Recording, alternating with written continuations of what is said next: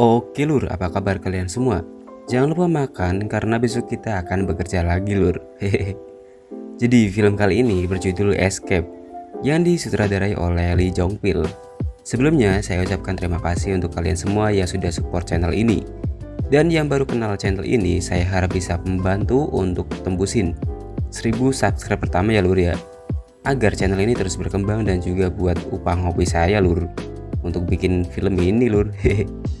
Oke, film ini menceritakan tentang sistem militer yang sangat ketat, ambisius dan dididik untuk selalu menjadi terkuat tanpa mengenal ampun. Namun di balik itu semua tersimpan jiwa untuk menjadi bebas dari dunia militer setelah ia mengungkap tentang kisah masa kecilnya yang sangat kelam karena kehilangan keluarga yang ia cintai semasa kecil, yang membuat ia tak merasa nyaman hingga memilih untuk melarikan diri demi cita-cita yang akan dia gapai lur. Oke lur, itu saja spoiler singkatnya. Dan mau tahu cerita lengkapnya seperti apa? Hayu lur, kita gas aja ke alur filmnya. Sugeng Midang ngatakan lur.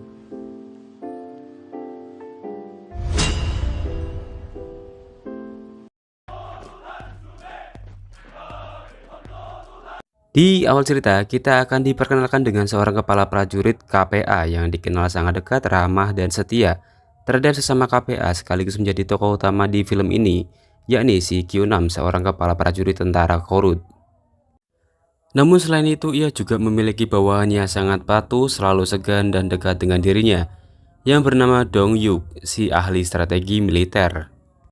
Dan KPA adalah julukan tentara untuk Korea Utara, lur. Oke lur, saya disclaimer dulu. Dari sini Kyunam menyadari bahwa ada kesalahan dalam cara kepemimpinan di militer tempat Kyunam berlatih menjadi militer, yang membuat bawahan harus selalu patuh dengan pemimpin, namun bukan itu alasannya. Tetapi setelah ia tahu bahwa ternyata negara yang ia layani yang telah membuat keluarganya meninggal, yakni ayahnya dulu dituduh mencuri minyak di salah satu pabrik negara, namun tak ada bukti validnya. Jadi kesalahan kecil itu dianggap sebagai pengkhianatan dan langsung saja dihukum mati tanpa sebab di depan umum. Namun naasnya Kyunam pun baru tahu kasusnya setelah masuk di dunia militer. Jadi itulah alasan kenapa Kyunam berani untuk kabur dari militer. Kemudian ketika Kyunam dan Dong Yuk melakukan pembelotan, mereka malah diketahui terlebih dahulu dan akhirnya diinterogasi, namun Dong Yuk merelakan dirinya dihukum agar Kyunam dapat dibebaskan. Dan inilah kawan Kyunam bernama Lee Hyun Sang. Ia dulunya satu tim dengan Kyunam namun dipilih jadi perwira karena disiplin ekstrim dan ambisius.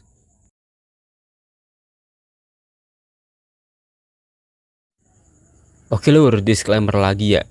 Pembelotan adalah warga negara atau aparat yang meninggalkan negara korut secara ilegal dan disebut sebagai pengkhianatan. Lanjut lagi ke cerita di tengah perbincangan Pak Le dan Kyunam.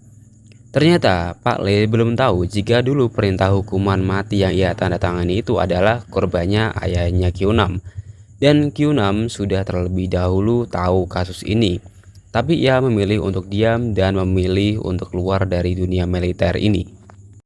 Maka dari itu dia tak takut mati demi bebas dari kehidupan ia menjadi seorang kepala prajurit yang kemudian diangkat jadi anggota khusus divisi oleh Pak Le.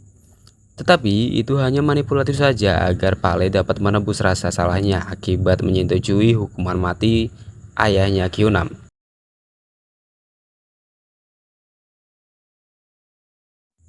Kemudian Kyunam bergerak untuk menyusun strategi agar ia dapat keluar dari militer dan seminimalnya bisa menyentuh garis perbatasan antara Korut dan Korselur.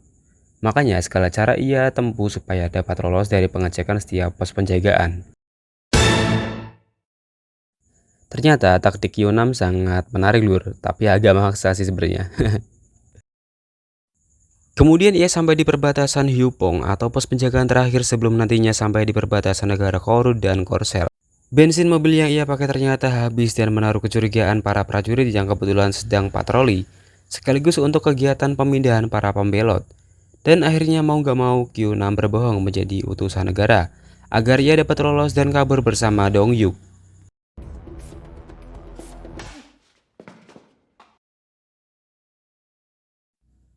Kecurigaan sang anggota unit parade militer pun belum berhenti, di mana Q6 terus saja ditanyai apa alasan ia datang ke perbatasan sendirian tanpa ada surat tugas dari unit divisi. Dan berita tersebut langsung terdengar oleh Pak Le yang sontak kaget mendengar jika Q6 berani untuk mencoba kabur. Dan langsung saja terjadilah pengejaran. Oke, dan di sini Q6 pun terpojok.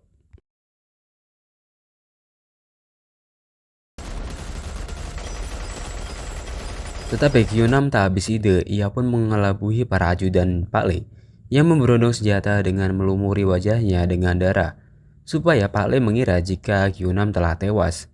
Namun kondisi berbalik, Q6 pun malah dapat melarikan diri dengan terjun ke laut. Namun setelah ia terdampar di pesisir pantai, Q6 dan Dong Yuk malah dikepung oleh pasukan pembelot yang sedang melakukan pencarian terhadap kakak salah satu anggota pembelot tersebut yang bernama Sanggu. Ia sama juga seperti Q6 dan Dong Yuk yang sedang melakukan pembelotan, namun naas ia tertangkap dan ditahan di penjara Yupong. Tetapi di sini akhirnya mereka aman karena dibutuhkan untuk mengetahui keberadaan Sanggu.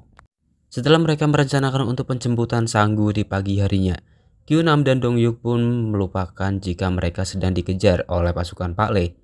Yang tak butuh waktu lama, keberadaan mereka pun langsung ditemukan.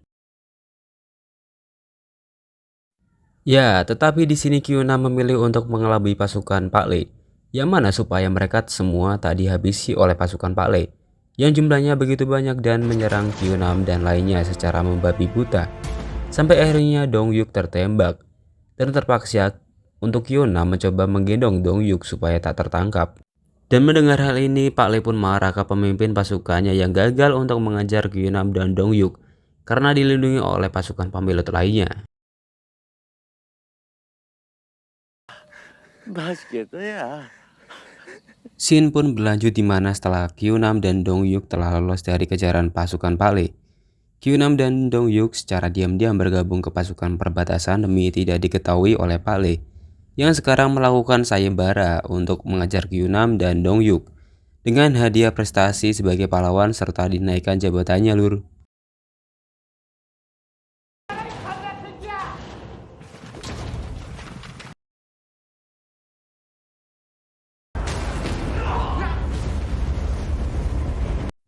Dan kini mereka berdua, yakni si Q6 dan Dong Yuk, berupaya agar dapat lolos dari prajurit yang mengejar mereka. Namun tetapi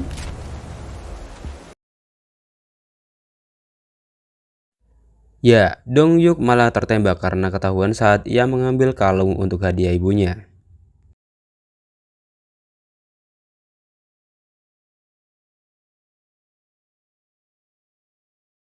Lalu Q6 tak terima atas kehilangan sahabat terbaiknya itu tewas ditembak di depan mata oleh Pak Le. Kemudian Q6 memulai berapi-api untuk menyelesaikan permasalahannya ini, lur. Dan sebenarnya kemampuan Q6 dalam menembak ternyata lebih baik daripada Pak Le, dan ia sontak kaget akan hal itu.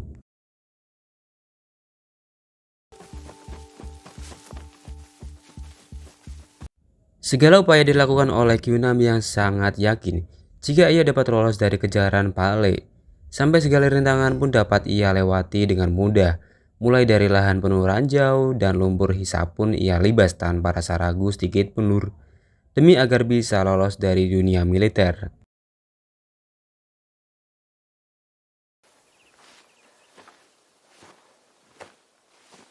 Lalu hanya tinggal sedikit saja Q6 dapat lolos ke perbatasan. Namun Pak Le masih saja tetap tak mau kasih ampun dan terus saja menghalangi Q6 untuk lolos. Karena ambisiusnya menjadi pemimpin di dunia militer yang telah meracuni hati nuraninya. Meskipun ia tahu Q6 adalah sahabat terbaiknya semasa menjadi prajurit dulu.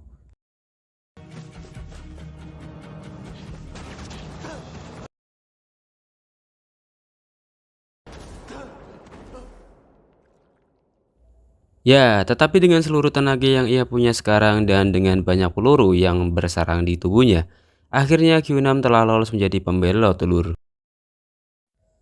Yang tak lama kemudian, Pak Le akhirnya dapat ikhlas untuk kehilangan prajurit terbaiknya. karena ia sendiri sudah terjebak di lingkup militer yang telah membawanya menjadi seperti sekarang ini.